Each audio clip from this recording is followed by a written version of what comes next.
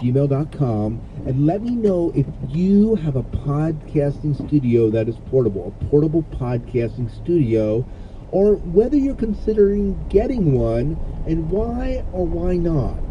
He believes that the future of podcasting is becoming way more portable, and that many podcasters that are either getting into podcasting or maybe are podcasting they are looking for more portable solutions. We've been discussing this on the show for a while, so I would love to hear from you. So if you can just email me at podcastingguru@gmail.com.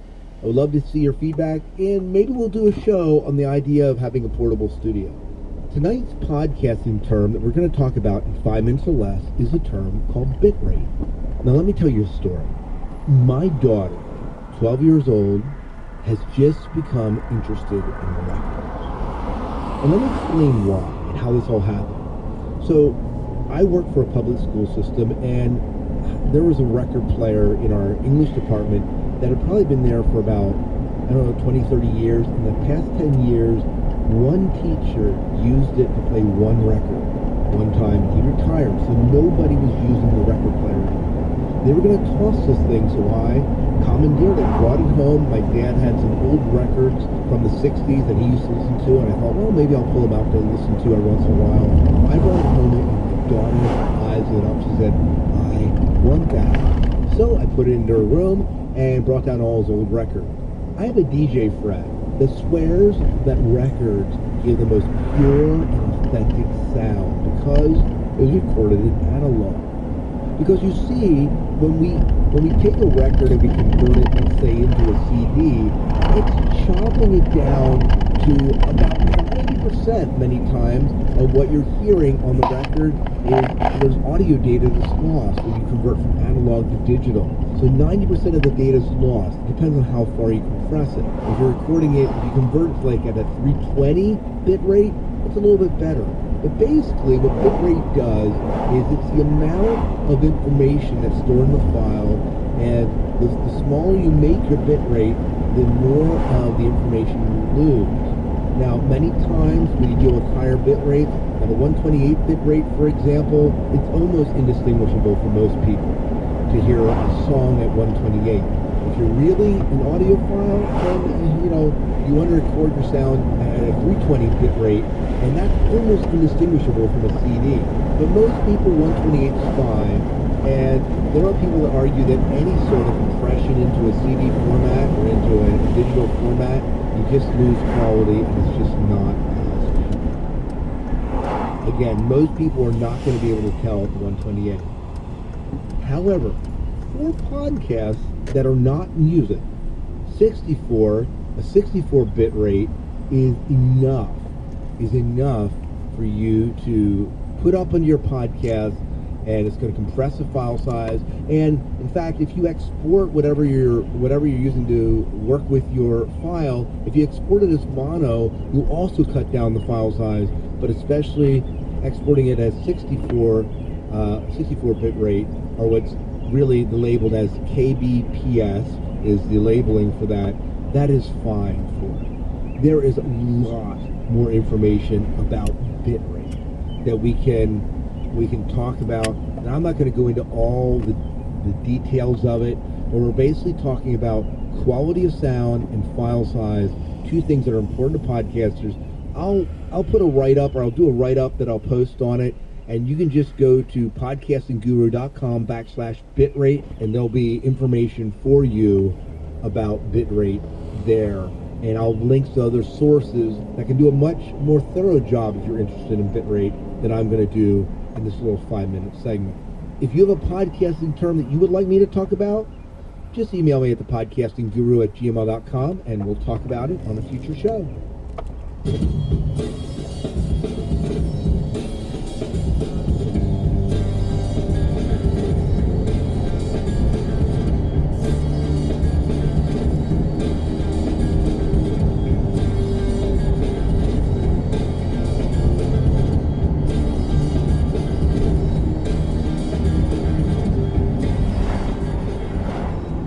With me tonight, I have with me again, still in the studio, John Wilkerson, who was with me on the last podcast to talk about Boss Jock Studio. John, welcome back to the Podcasting Gear Show. Thanks for having me back, Scott. Yeah, well, it's good. You know, I was joking with Troy the other night when I interviewed him. And I said, you know, when you have a podcast on one show, you just can't have them on one show. Right. You got to bring them on again, and you know, podcasters like to talk, and it's kind of what we do, right? That is what we do. It is. But for people that may not have tuned into our show we recorded about Boss Jock, tell me a little bit about who you are and how you kind of got into podcasting and I guess your podcasting cred. Yeah, my podcasting cred. Well, I'm one of those OG podcasters. Okay. I started back in November of 2005. Originally with a podcast that I had intended to provide to homeschoolers, but after about 3 episodes, figured out that there weren't a lot of homeschoolers on the internet listening to podcasts, so really wasn't the right time. So I kind of took that, changed the name of the podcast to Jesus Geek, and just kind of covered some general geek topics as they related, as I looked at them with my Christian faith. And I ran that podcast from 2005 till 2010, 2011. I can't remember exactly when I ended. I'd have to look at the It went on notes. forever. Yeah, it went on for a long time. When it comes to podcasting history, that is pretty much forever. You know, that is. Did somewhere between 300 and 400 episodes. Wow. And I've done charity podcasts. I did a daily podcast called Compassion 365. Was that with Compassion International? I raised money for Compassion International. That's awesome. Me and a bunch of other podcasters got together and did it. Raised money for Living Waters International. That they drill wells all over the world to provide clean water to people. Awesome. I actually for a while had a social media podcast about social media, using social media for fundraisers. And that one didn't last too long. That was only about 4 episodes. I was already doing 3 episodes in 1 year, 3 podcasts in 1 year. So, and eventually came around to in 2010 I started the Wired Homeschool, which is my current podcast. Right. So kind of things came full circle, I guess you could say, when it comes to that. There's a lot more homeschoolers online now. They listen to podcasts now. And so that's where I am now. That's where you are, and that's awesome. So back to Jesus Geek just a little bit. Yep. I meant to ask you this earlier in the other podcast, but Jesus Geek was it like looking at geek like tech stuff, or are we looking at like geek as far as the geek culture, science fiction, fantasy, that sort of thing? It was actually both. It was tech and the science fiction and fantasy culture. Yeah. Right, and what was going on in the world. What was going on, and just how I filtered it. Right. So through the lens of John Wilkerson. Through the lens of John Wilkerson. That's the tag for it. No, I'm just kidding. Well, that's great. And so through this, you obviously have learned a ton about podcasting. Yeah. So when you started podcasting, tell me about the microphone that you were using. I was using. Do we want to admit this on the air? Yeah, no, I have no problem admitting it. I was using this junky Radio Shack headphone, headset, USB headset that I bought, and that was what I used. I eventually moved. I went from that to a blue snowflake that I used for a while, and then after the blue snowflake, I was actually recording directly into a Zoom H2 until I got my current microphone, which is an Audio-Technica ATR 2100. Right. Well, you know, back when you started podcasting in 2005, it was a little bit more acceptable to have a junkier headphone. Yes, it was. You know, now today, if you were to use that same headset, not so much. Yeah, you may suffer some. I mean, especially with what you can get for the price now these days. Oh yeah. Right. And so that really brings us to talk about the Audio-Technica, which you mentioned. Mm-hmm. So tell me a little bit about your history with the Audio-Technica. Well, I would, right now I use it for all of my podcasting. Just about. Every once in a while I whip out the Zoom H2, because I keep it in my bag with me everywhere I go in case I want to record something. But I learned about it through another podcaster that was talking about gear. And it went on sale for $30 on Amazon, and I said, you know what? For $30, I'll grab that thing. Oh yeah. And the nice thing, what I really liked about it is that it was a quality USB mic, because at that time I was recording directly into my computer. And so when I grabbed that, it immediately improved the audio quality of my podcast. You know, and it's really true that if you're just getting into podcasting, one of the places that you want to take some care at is the type of microphone that you get, because it does literally impact the entire sound of your show. It does. It does. And not that you can't have a good show with maybe a lesser quality microphone, but there's just something, you can get cleaner content if you're willing to spend just a little bit of money on a microphone. Yeah, and the nice thing, one of the things that I've always been amazed by is, even though you tend to get, typically with a USB microphone, you tend to get just a little bit of line noise from your computer. It's not very present with the ATR. For some reason, it just meshes well with all the equipment, all the different computers that I've used. Right. So that's awesome. And so the ATR is the Audio Technica, is what you kind of refer to. So your ATR, right? You plug it in, and this is a dynamic microphone, right? Right. And so up till then, I mean, your headset was probably condenser, I assume, and then the Snowflake was condenser. And what was the one that you used between them? Yeah, it was. You used the Zoom. I used the Zoom. And that was definitely a condenser as well. So this was your first dynamic, and that also eliminated a lot of noise that was happening in the room. It did, yeah. And I think you were mentioning in the last podcast that your studio has some solid walls around it, and this helps control that a little bit. It helps control that reflection and things like that. Because I'm literally right in a corner where I podcast. I'm working on getting some stuff up on the wall. Right, just to pad it a little bit. Well, you know, I think what's great, you heard Matt, I think what's great about the Audio Technica, in my opinion, is we were talking about, you know, podcasting when you're just getting in. You could spend tons of money on gear. I mean, I mentioned it on one of the other shows that, you know, you can suffer from what we call gear acquisition syndrome. Right. You know, you can get a lot of gear, but you don't need to give a high quality podcast. And one of the places that you can save a little bit of money and yet get great sound is through the Audio Technica. Absolutely. And the wonderful thing about it is, if you don't have to learn how to use a mixer. And I think that can often hinder people from podcasting, because not only have they gone out and spent money on other gear, and now they have to learn how to use this mixer.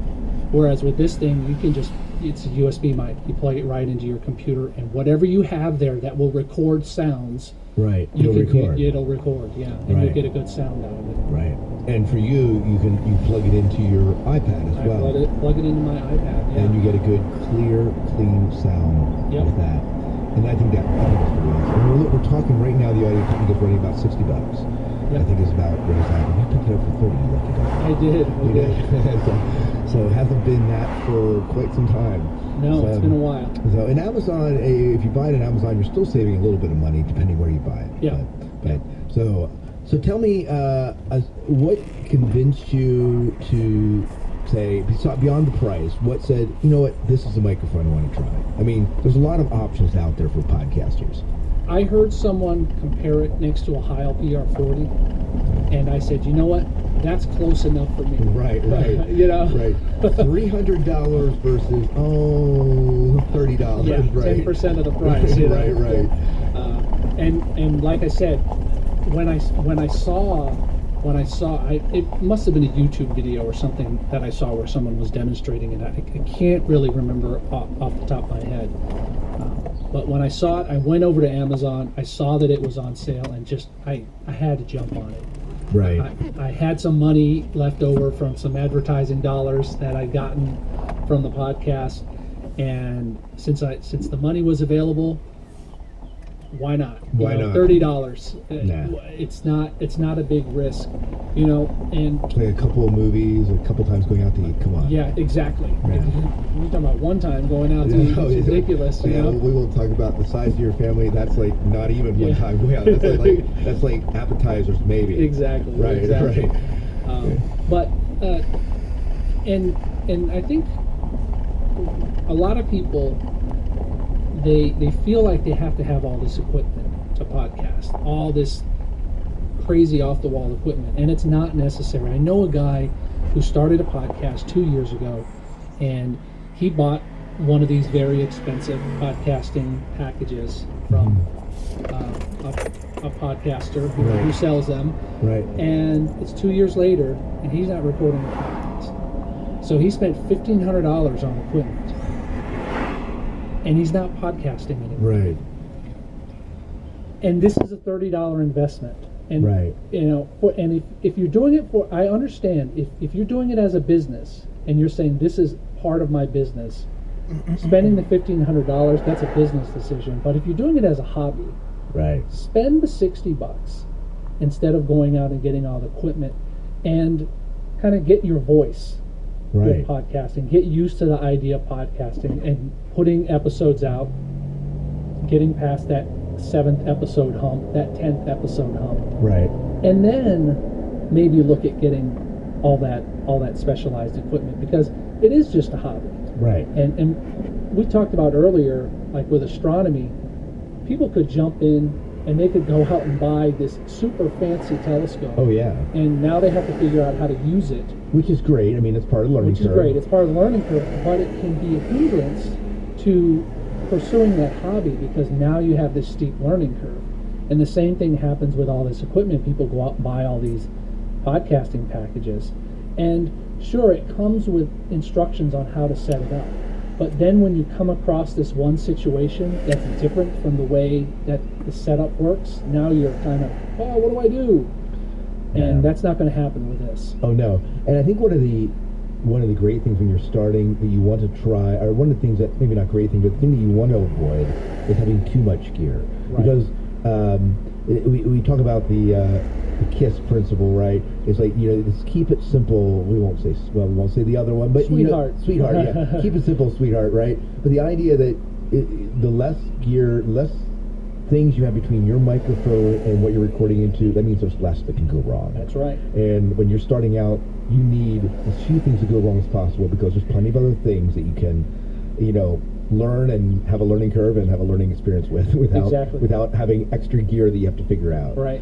So I know for me, you know, I just picked up the DBX 286 compressor, and it's a learning curve for me. And I've been podcasting for 5 years. Mm-hmm. Right. It's not a gear that I would say, hey, go get this out of the gate. Even though Dave Jackson was on talking about it, you know, it's just not one of those things that you start with, right, and you need. Well, now one of the things that we need to mention is that this is an XLR and USB microphone. That's right. It does both, and it doesn't just do one or the other. It does both at the same time. Yeah. Tell me a little bit about that. Well, the great thing about that, about being able to use it simultaneously, is you could be on your computer. Let's say you're involved in a Skype conversation. Okay. And you could have your USB mic plugged in to your computer, record and speaking into the computer, and then have your XLR mic plugged into something else, whether it's a mixer or a Zoom H4n, whatever you have, and get a backup of your audio track at the same simultaneously. And so it's quite helpful. It's amazing. When I first found out that it could do that, a lot of stuff started spinning in my head. How could you do this? You know, how could you utilize that? And but it's really neat that you can do that. Now, is this helpful? You can almost avoid a mixed minus situation. You could because your voice goes in, they're hearing your voice directly. You can be pumping their voice into your mixer. And you don't need to do a mix minus at all. Yeah. So if you're intimidated or you don't have the mixer for a mix minus, you can kind of avoid it. Right. Exactly. Yeah. So it's a little bit. You have to figure out how that all works for you, but I think that would be possible. Sure. Right. Sure. Well, it sounds great, and the audio. I mean, we're speaking into it. We have it plugged into the system right now, and the last podcast you were doing the SM58, and there is a little subtle bit of a difference. I don't know if you'll hear it depending if you're driving in a car or not. Right. But there's a little bit of a difference, and it sounds great. I think it sounds great. Yeah. So I'm glad that you're on talking.